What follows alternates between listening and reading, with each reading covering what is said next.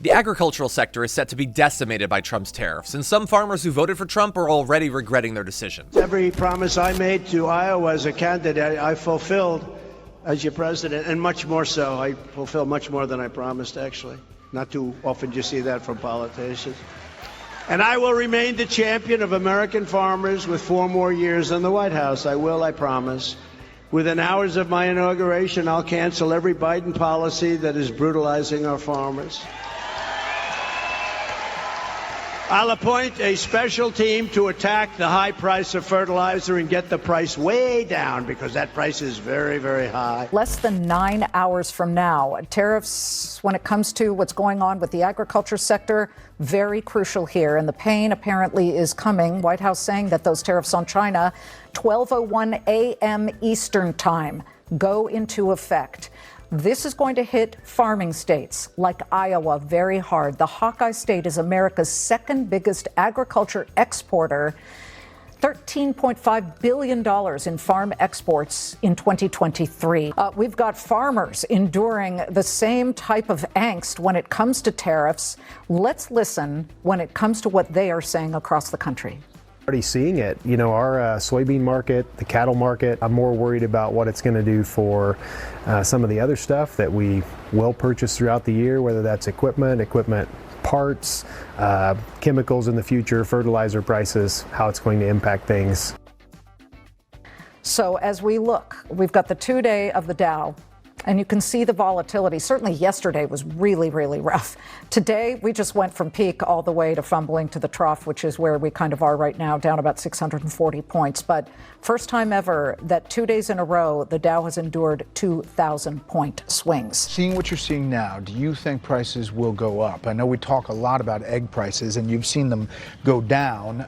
The weekly average price just for white large shell eggs just went up 26 cents, but you are importing a number of eggs to meet the shortage, and there's like 328% for the month imported, almost 450% importing more than over a year ago, and obviously some of that from Turkey and Mexico is hit by a tariff now. Well, true, but what I will say is this. We have been working on the egg issue, obviously, since we started a couple months ago. We released a big, bold plan on A, how to combat the avian flu, B, how to deregulate under Biden's crazy over-regulations out of USDA that caused the prices to go up, even aside from the avian flu. We saw those prices significantly decline, but while that's happening, we also put forward massive repopulation. So as those egg layers were wiped out, repopulating more quickly. So we'll see the market react to that. Will those eggs be tariffed coming in from Turkey or South Korea, wherever they are? Yes, they will, but the market in America is already adjusting. So I believe that you won't see a significant increase or maybe even an increase in the price of eggs. President Trump's trade war is running American farmers out of business. Every time the president says the word tariff, it creates havoc in the markets. And many Americans don't understand that corn, wheat, and soybeans are all market-driven commodities. So they think that farmers can just pull up beside the truck, beside the road with their trucks and determine what the price of their commodities are going to be. That's not how this works, people. We rely on the markets to sell corn, wheat, and soybeans at harvest time, and the prices are dropping, the markets are unstable, and it's a cast of uncertainty over America's farmers. Anyone who says there may be a little bit of pain before we get things right need to talk about farmers who are one crop away from bankruptcy. They don't have time, so we've got to be crisp on this implementation. Otherwise, we could do damage that's irreparable to farmers. As the president has admitted, tariffs will create pain for some businesses, and I think Wisconsin will be particularly hard hit with all the manufacturing and agricultural interests. He's used tariffs in the past effectively to get nations to do what they should have done anyway. Right now, I'll give him the benefit of the doubt, but I'm concerned. We've already heard from some of our beef processors and popcorn exporters that they're losing some market share in Europe, so it is concerning. And but I'm all for fair trade, reciprocal tariffs. I think in the end, a trade war doesn't help anybody.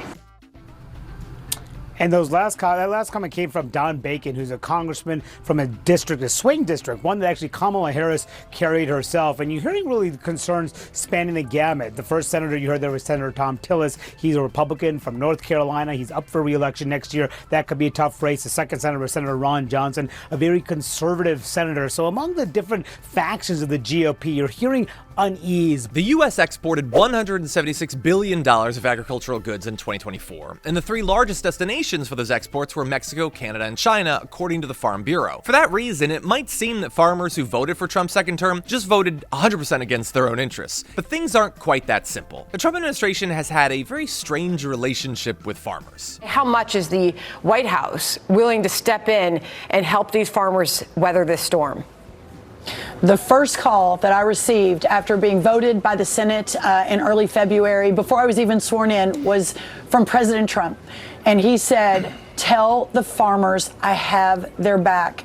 And whether that means in times of uncertainty, which is today, whether that means in 3 or 4 months or perhaps longer when our planters who are planting right now as the crops become, later this summer and this fall, we begin the yields, that is when we're already starting to think about what a mitigation effort might look like. Obviously, under Secretary Perdue and President Trump and Trump 1, they did do some mitigation with a $25 billion CCC fund.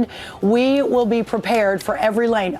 Again, hopefully none of that is necessary, right? We are realigning, doing something no one's ever done, the entire economy for this country with worldwide effects. Back during Trump's first term, his tariff fights and the pandemic led to an unprecedented bailout for farmers. Agriculture has actually grown increasingly reliant on taxpayer support. It's really looking like Trump is going to once again use taxpayer money as a fig leaf to hide just how catastrophic his current tariff policies have been for farmers. The Agriculture Secretary, Brooke Rollins, told reporters last week that the White House had asked for something very specific, to, quote, have some programs in place that would potentially mitigate any economic catastrophes that could happen to some of our farmers as a result of a trade war. So much for government efficiency, right?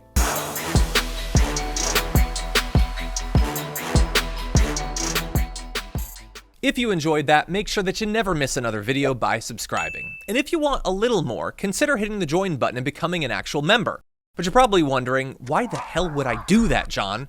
First off, calm down. The stakes in this are very, very low. But also, when you click the join button and you become a member, you get access to bonus content that I make every week, and it's a ton of fun.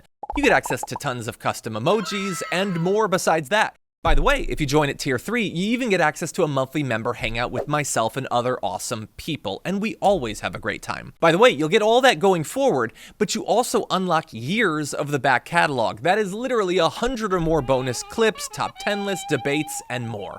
What are you waiting for? Click the join button below. Your support powers our show, and we couldn't do it without you. Or at the very least, I wouldn't really want to try. Viewers like you keep me here. So thank you in advance for joining.